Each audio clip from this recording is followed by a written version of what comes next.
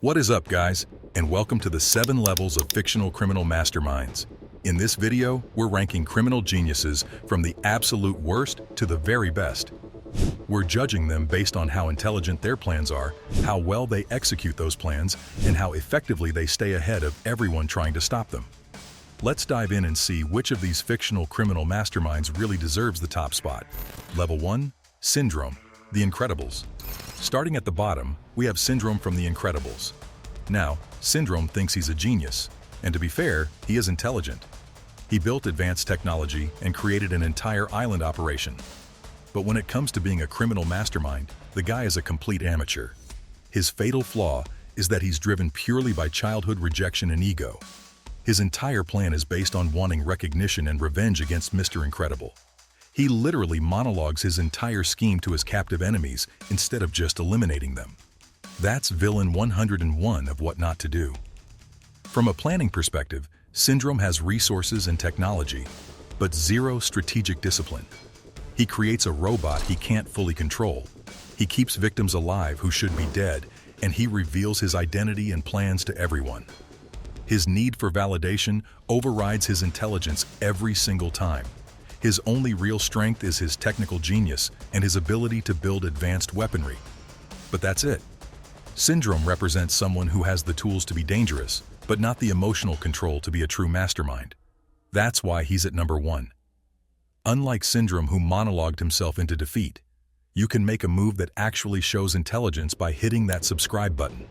No villain speech is required, no explaining your master plan, just pure strategic brilliance in one click. Let's go. Level 2, The Riddler, The Batman 2022. At level 2, we have the Riddler from The Batman. Now, Riddler is significantly smarter than Syndrome. He orchestrated a complex plan that exposed Gotham's corruption, killed multiple targets, and almost succeeded in flooding the entire city. But his fatal flaw is that he can't resist leaving clues and seeking recognition. Riddler's strength is his meticulous planning and his understanding of systems. He spent years researching Gotham's corruption. He targeted specific people with surgical precision, and he created elaborate death traps that required real engineering intelligence. His plan to flood Gotham during a mayoral election was genuinely sophisticated. But here's the problem. He leaves riddles everywhere. He can't just commit the perfect crime. He needs people to know how clever he is. Every riddle is a breadcrumb that brings Batman closer. He also fundamentally misunderstands Batman's psychology, thinking they're working together when they're not. His need for intellectual validation is what gets him caught. Riddler represents the criminal genius who's too smart for his own good. He's more competent than Syndrome because his plan had real weight and almost succeeded. But he's still limited by his compulsion to prove he's the smartest person in the room. That's why he's at level 2. Level 3, Walter White, Breaking Bad. At level 3, we have Walter White from Breaking Bad. Now this is where we start seeing real criminal genius. Walt is a chemistry prodigy who created the purest meth ever made and built a multi-million-dollar empire from absolutely nothing. Walt's strength is his raw intelligence and his ability to improvise solutions that nobody else could create. He can escape any situation through pure creativity. Needs to kill 2 dealers? Creates ricin from beans. Needs to destroy evidence? Builds a giant magnet. Needs to eliminate Gus Fring? Bombs a nursing home. His brain is a weapon that turns impossible situations into victories. But here's his fatal limitation. His ego. Walt couldn't just make his money and disappear. He needed everyone to know he was Heisenberg. He left a book in his bathroom that exposed everything. He refused Gus's offer of $15 million because he needed to be the boss. That need for recognition destroyed his entire operation. Walt lasted 2 years in the game and left a trail of bodies, burned relationships, and ultimately got caught by his own brother-in-law. His operation was brilliant but completely unsustainable. He's dangerous and intelligent, but he's not disciplined. That's why he's at level 3. Level 4, Light Yagami, Death Note. At level 4, we have Light Yagami from Death Note. Light operates at a completely different scale than Walt. He controlled global crime rates from his bedroom and manipulated international law enforcement agencies while maintaining a perfect student identity. Light's genius is his strategic mind and his ability to stay hidden while operating at planetary scale. He killed criminals worldwide, built a religious cult that worshipped him as a god, and manipulated the FBI, CIA, and Interpol. He got law enforcement to unknowingly work for him. He used Misa, Mikami, and even Elle as pawns who never realized they were being controlled. His weakness is the exact same as Walt's, ego. He couldn't resist showing how intelligent he was. That arrogance created the opening Nier and Mello needed to trap him. Light is ranked higher than Walt because of his global scale and longer success, but he falls at the same hurdle. Ego defeats genius. That's why he's at level 4. Level 5, Gustavo Fring, Breaking Bad. At level 5 we have Gustavo Fring from Breaking Bad. This is where we enter the elite tier. Gus operated a perfect criminal empire for over 20 years without a single mistake until Walt used an unpredictable suicide tactic. Gus's genius is his perfect cover and his absolute discipline. He owned a legitimate fast food chain, was a pillar of the community, and had friendships with law enforcement. Nobody suspected him because there was nothing to suspect. His legitimate business provided perfect infrastructure for distribution and money laundering. He had a state-of-the-art underground lab and an international network, but it's not just infrastructure.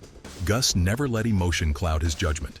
He waited 20 years to get revenge on the cartel that killed his partner. 20 years.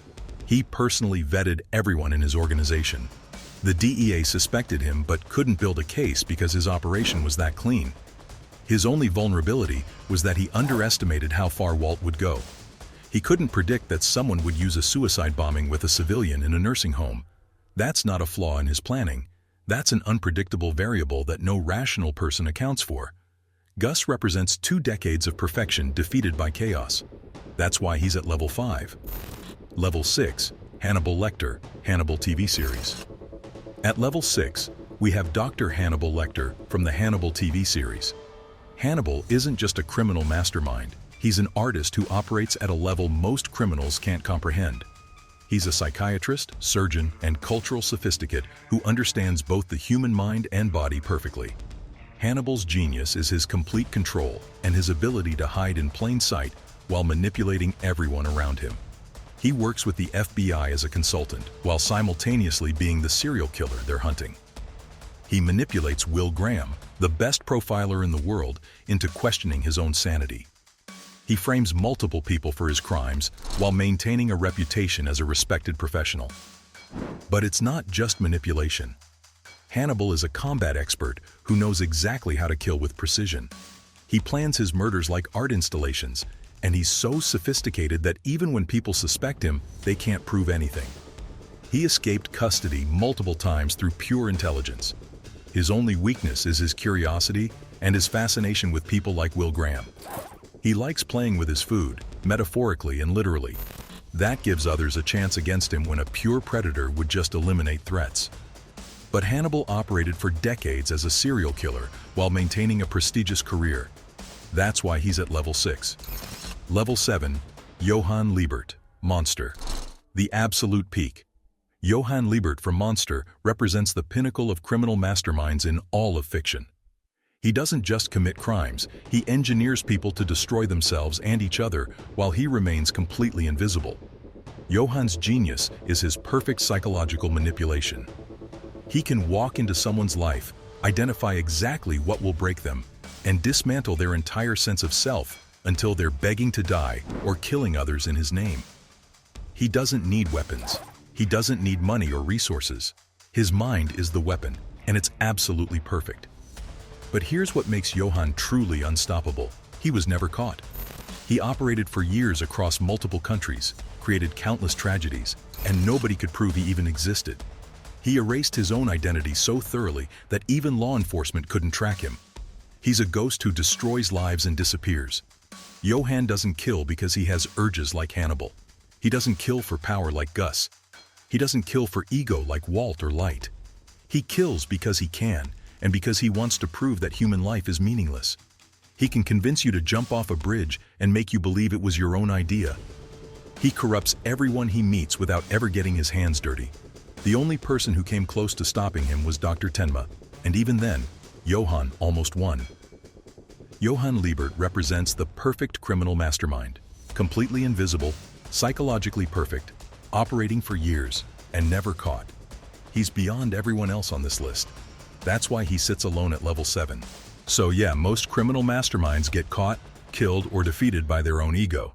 Johann Liebert walked away, and nobody even knows he exists. Let me know in the comments who you think executed the perfect criminal operation. And if you want more rankings breaking down fictional worlds like this,